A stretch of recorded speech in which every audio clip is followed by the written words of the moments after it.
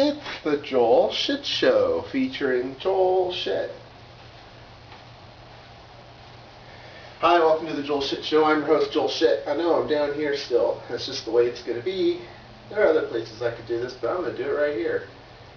So I'm live on location in Las Vegas, Nevada, out in Boulder Highway, Arizona Charlie's. Boulder, room number 1705. Yesterday's episode will tell you what the place looks like. Pretty sweet. So yesterday I woke up at 4:42. I got all my stuff together, and Zoe the cat was like, take me, and I said, I can't, because you don't have a ticket. And she said, okay, well, I'm going to go sit on all your stuff, so airport security knows that I was here. And I said, you do that. So she did. Then I left, and I took Bart to the airport, and then I got to security, and there was a line. And we've gotten spoiled. I've gotten spoiled. I'm not used to a line at security anymore. Well, it turns out that I think it was a Delta flight, I don't know, some other flight, something happened. And so now, all the people associated with that flight had to go through security where I was going through security.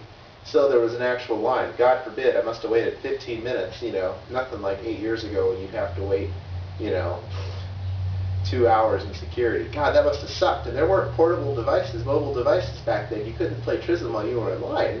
What did you do? Get in an argument with your girlfriend and then apologize and then get in another argument? I mean, you had the time for it.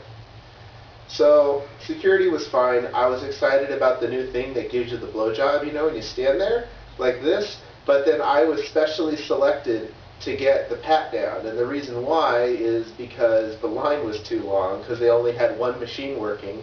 So all the security lines were funneling into the blowjob machine, and that's why there was a long line of security. That had more to do with it than the other people having to go through security that normally wouldn't.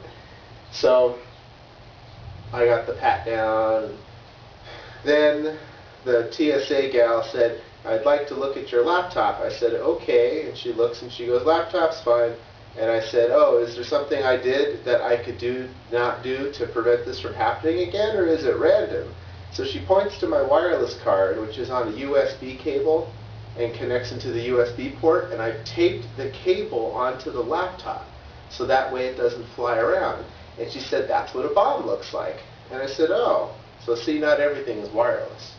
So now, when I go to the airport tomorrow evening, I'm going to have to disconnect all that, and I taped it on real good. I was really proud of that. So I guess, though, that's better than wasting that time. Although I really don't care if they look at my laptop.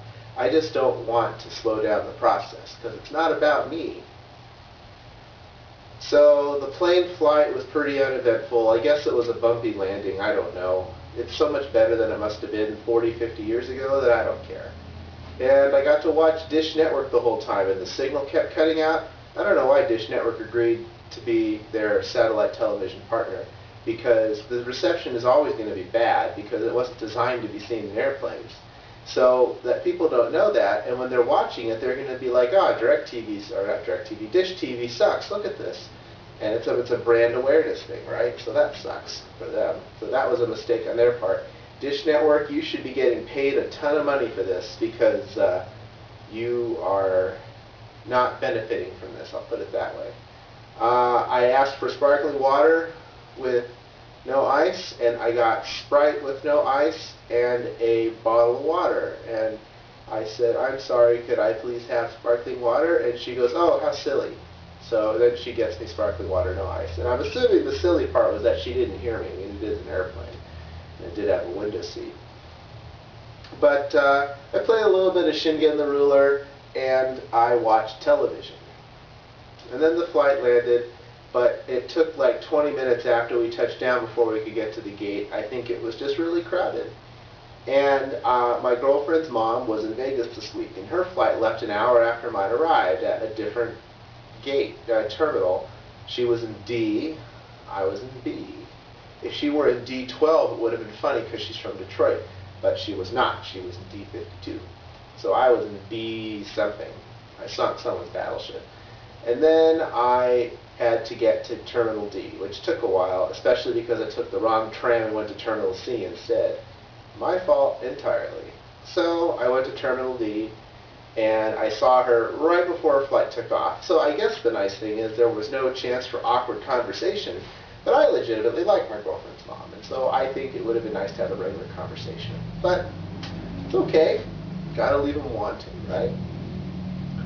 So then I get on the shuttle to get to the rental car, and I need to do a time check because I'm going to go over 10 minutes if I'm not careful.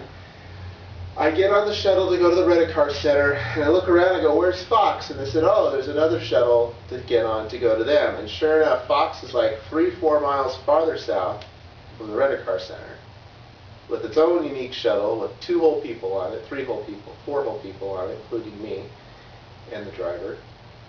And I get there, and there's a line. So anyway, so I could save $4 on this trip, I essentially wasted another 35 minutes. The 30 minutes I spent visiting my girlfriend's mom was fine. The 35 minutes I spent getting in the car was not.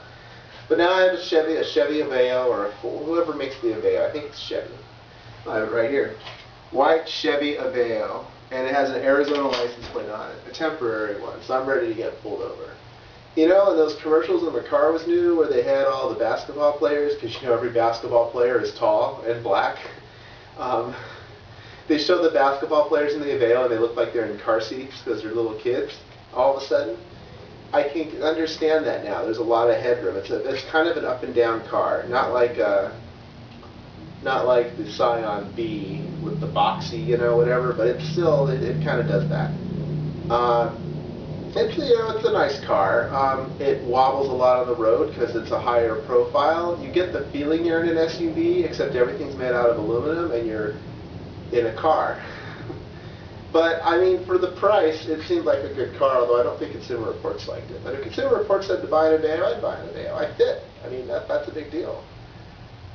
So then after that, I went to Las Vegas Advisor and picked up my 2010 Member Rewards book and renewed my Las Vegas Advisor Sports membership. I got to meet Anthony Curtis and shake his hand, and that's always a good time. He kind of remembered me from 6 months ago, but the fact that he remembers me at all, I mean, I know a lot of people. This guy knows a lot of people, so I was impressed by that. And I always love visiting their office. I wish I could do more for them. They've got the right idea. And so then I went to the Flamingo and I played 2-4 limit and I lost $71. I didn't get any hands, and then I got hands, but then I lost with them. That sucked. And I ate at the buffet, which was okay, and I played 9-6 jacks or better on the $5 machine, and I lost $100, and then that was all the playing I was going to do. And I went to the Diamond Lounge for the last time because my Diamond expires on March 31st. That's all the time we have for today. Visit us on the web at joelshitshow.com. Email joel@joelshitshow.com.